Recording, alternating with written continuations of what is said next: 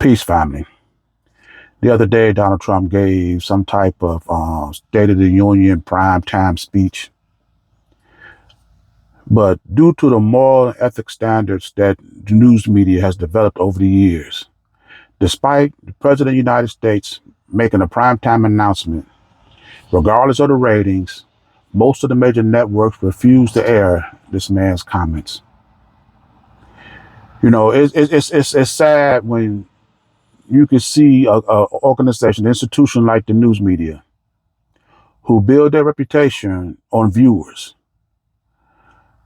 deny the President of the United States of this country access to their airways because of his deceptive tongue. The man just lies.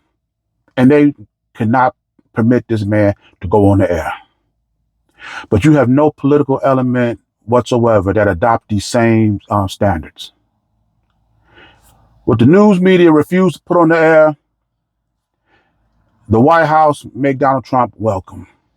Him and his cronies. This makes absolutely no sense. This man is in charge of our food, our health, our cost of living, our way of life.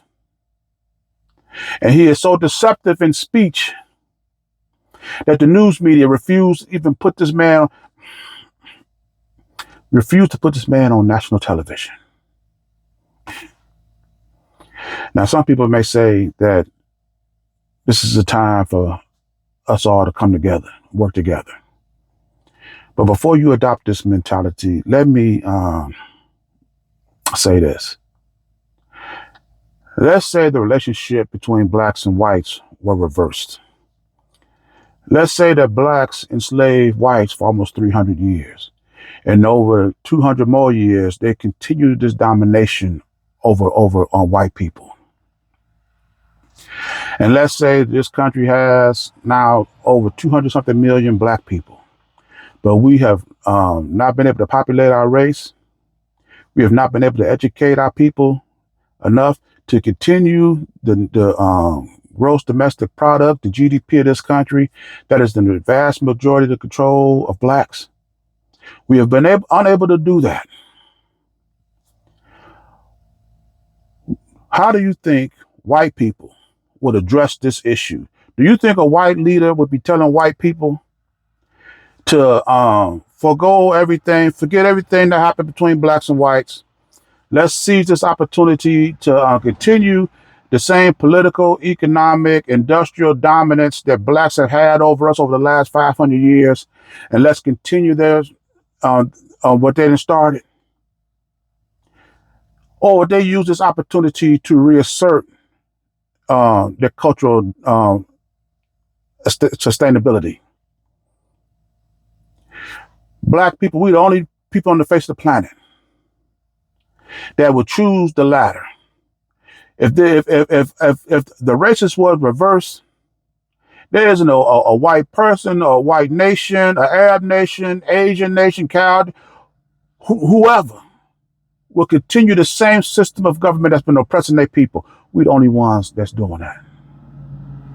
So now, with that being said, the state this country's in right now, how do we move forward as a people? How do we gain our respect, our dignity, our freedoms, and our liberties? Do we continue along the same way, or do we come together as a people? Because see, when you look at respect, dignity, liberties, and freedom, which liberties and freedom is basically the same thing, is either some type of allowance that somebody's allowing you to do. You can obtain respect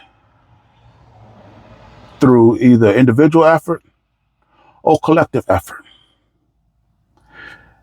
As individuals or nation. Individually, if you gain respect, then it's up to you to maintain it. It's up to you to sustain it.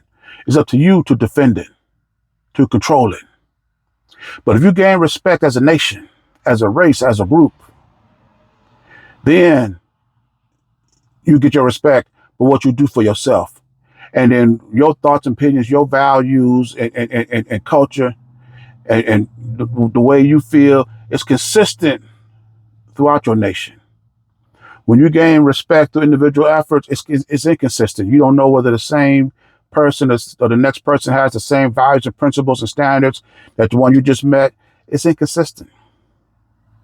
And see, and the thing is this: there has never been a time where respect and liberties and freedom was based on individual effort.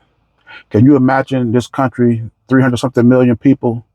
Everybody had their own standards of morality and decency, rights, freedoms, and liberties. It'd be absolute chaos. We need to go back to the time where nations respected other nations based upon what they did for themselves.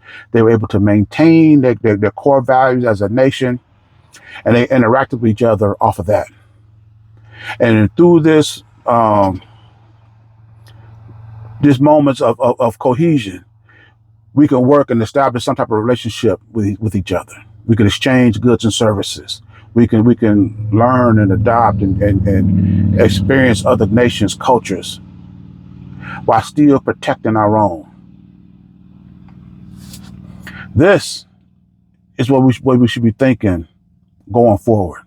When you see the state of this union, when you have the President of the United States that's so deceptive in his speech that news media outlets refuse to air them, but yet the political industrial realm of this country that presides over our way of life make a home for them.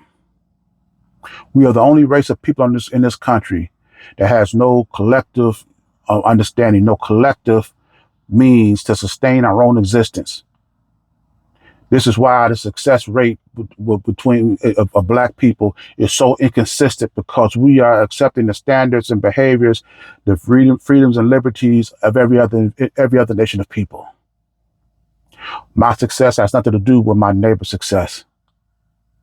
That's totally inconsistent. And we have to also keep in mind that freedoms and liberties through allowance means that this is a standard. This is as far as somebody allow you to do.